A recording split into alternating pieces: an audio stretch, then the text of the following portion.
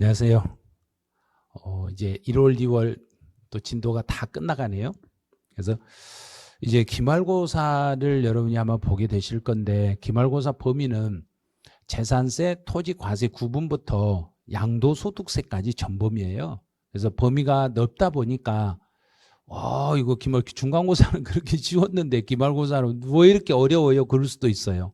그래서 왜냐하면 범위가 많다 보니까 그래요. 범위가 좀 넓은 범위에서 문제를 출제하다 보니까 그 부분이 어느 정도 이해가 안 됐으면 기말고사 문제 풀기는 조금 어려웠을 거예요. 그런데 내용 하나하나 이렇게 정리해 보다 보면 충분히 풀 수 있는 문제였구나 이런 것도 느끼실 거예요. 그래서 해설을 이제 같이 해보면서 어떤 지문에서 내가 어떻게 이해를 잘못했는지 또 이해가 잘 되고 있는지 또 혹시 좀 부족했는지 이걸 좀 느껴보시기 바라네요.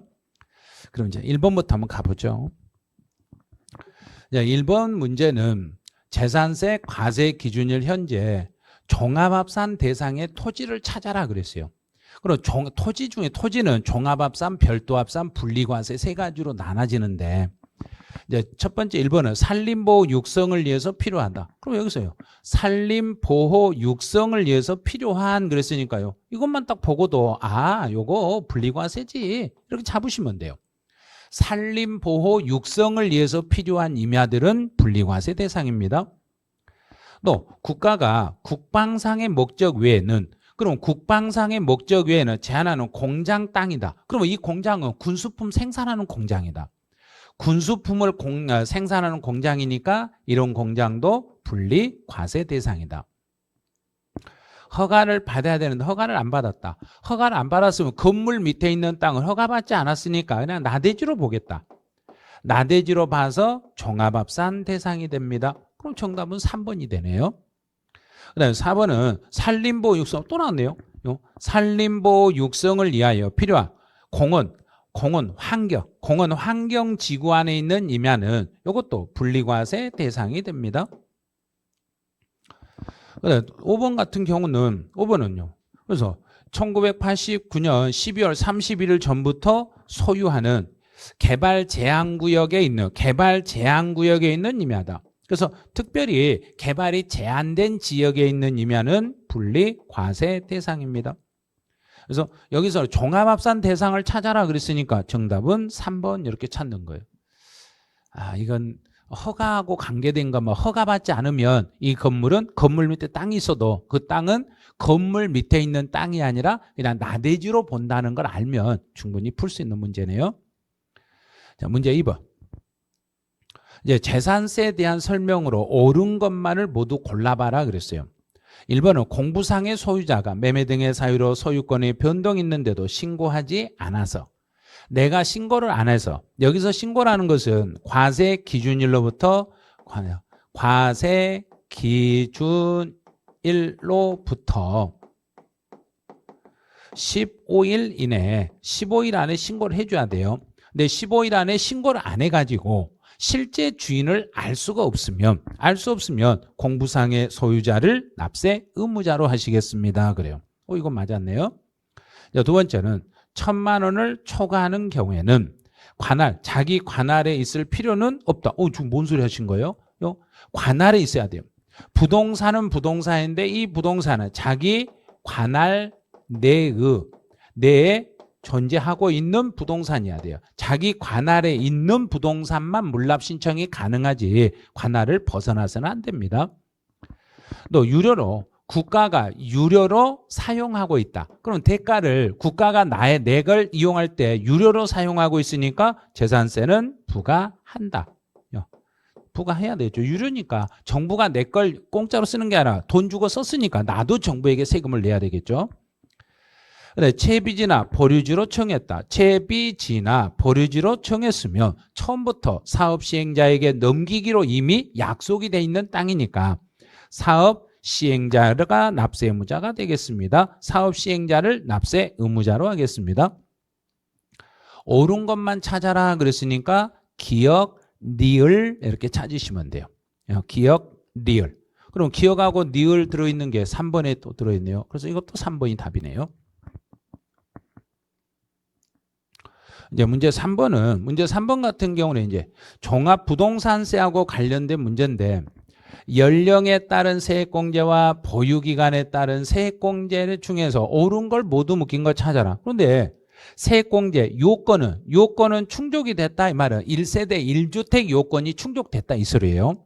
1세대 1주택 요건이 충족이 되고 연령에 따른 세액공제는 나이가 만 60세다. 그럼 60에서 65세 미만이었을 때는 20%.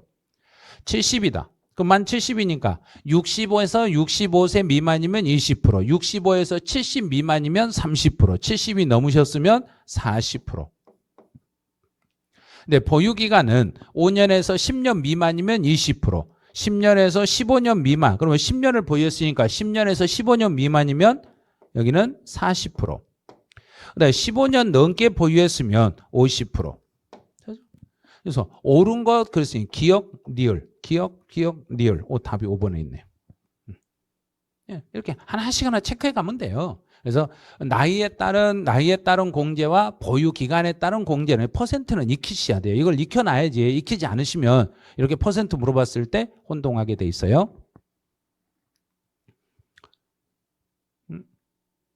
이거? 자, 3번 됐죠? 그다음에 이제 4번 문제 가보죠. 종합부동산세에 대한 내용으로 틀린 걸 찾아라 그랬어요.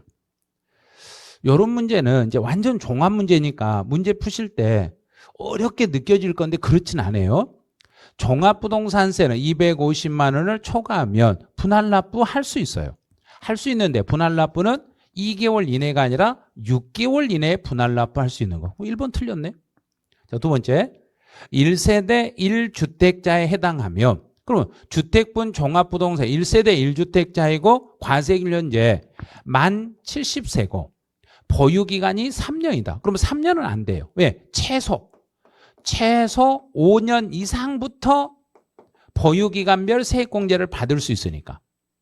그러면 만 70이니까 60에서 65세 미만이면 20%, 65에서 70 미만이면 30%, 70 넘으셨으면 40%. 그래서 이런 경우는 산출세액에서 40%만 공제합니다. 오, 맞았네.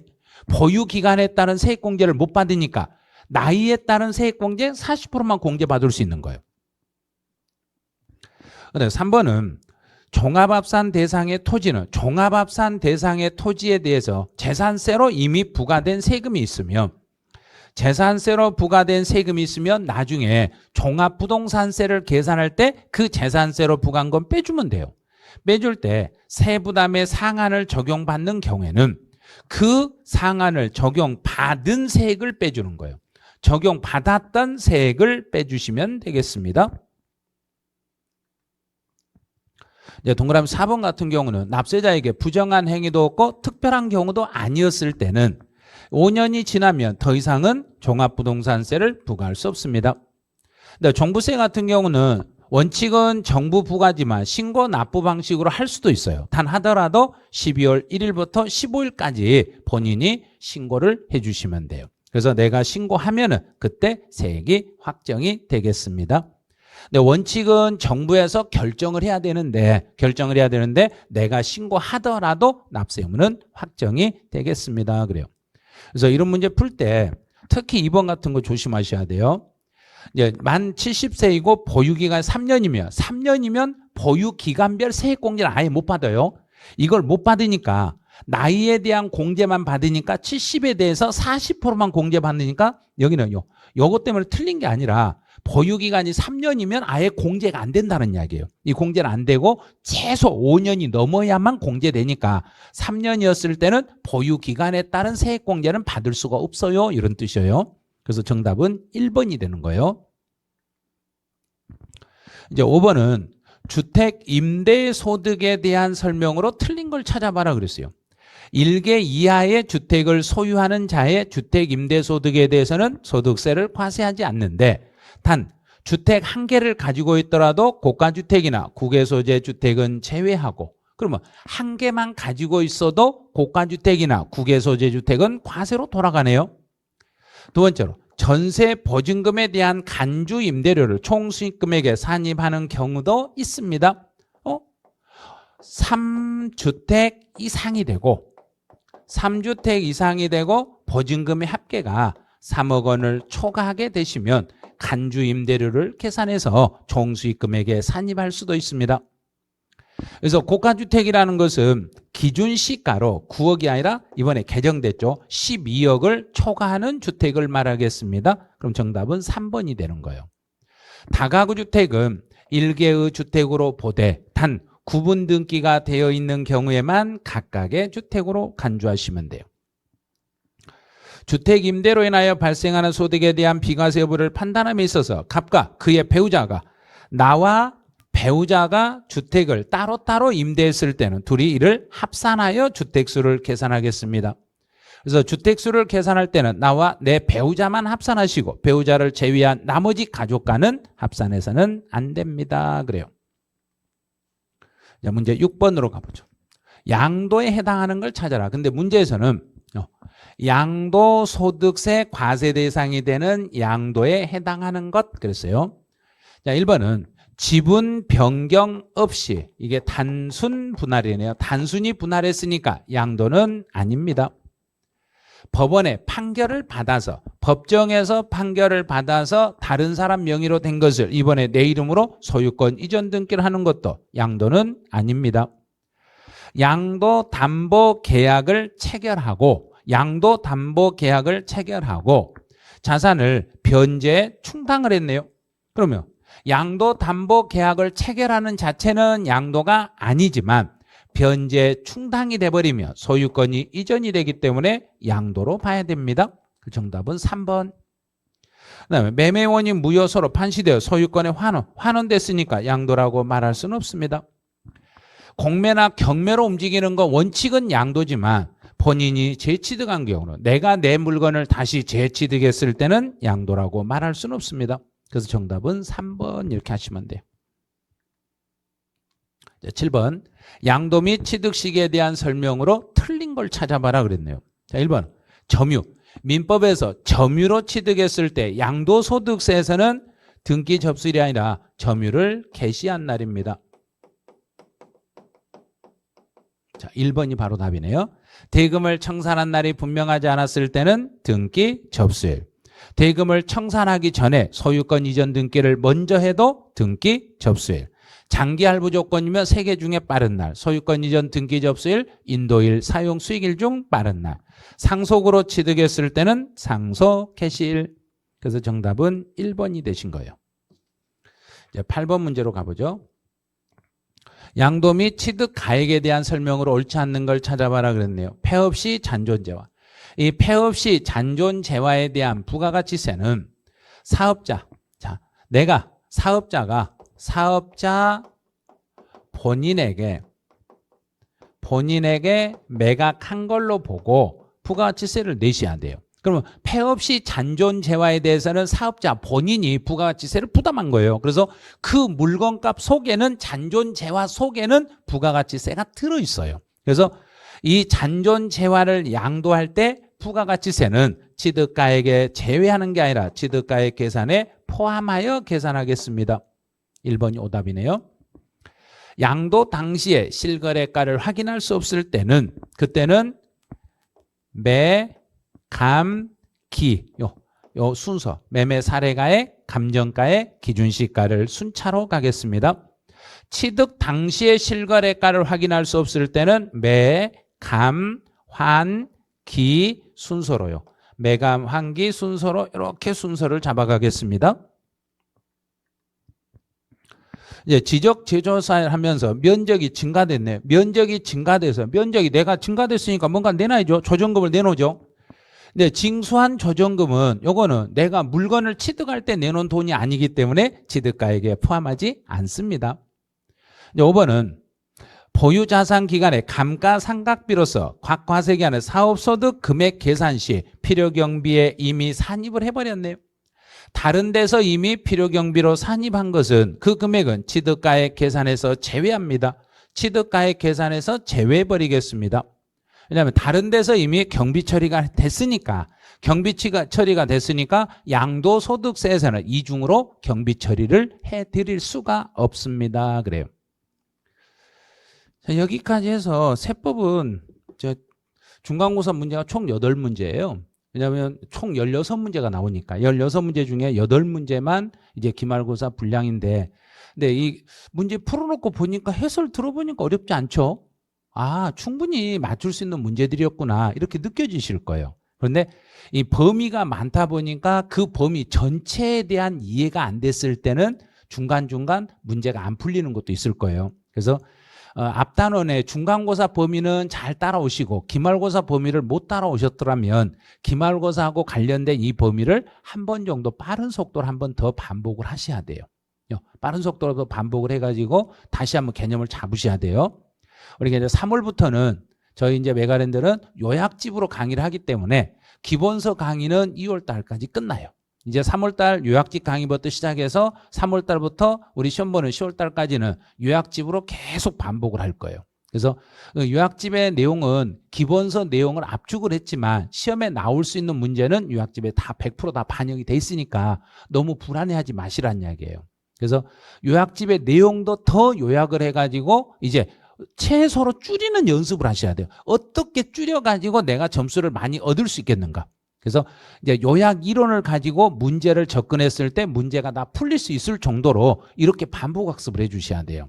그래서 3월 달부터는 이제 세법은 서로 앞에 단원, 뒤에 단원 서로 비교 정리를 하면서 서로 간에 연결고리를 하나씩 연결고리를 만들어 갈 거예요. 그래서 만들어 가다 보면 아, 이쪽에서는 맞았는데 이쪽에서는 아니네 하고 이렇게 비교를 하다 보니까 문제 풀면서 이제 오류가 좀씩 줄어들어요.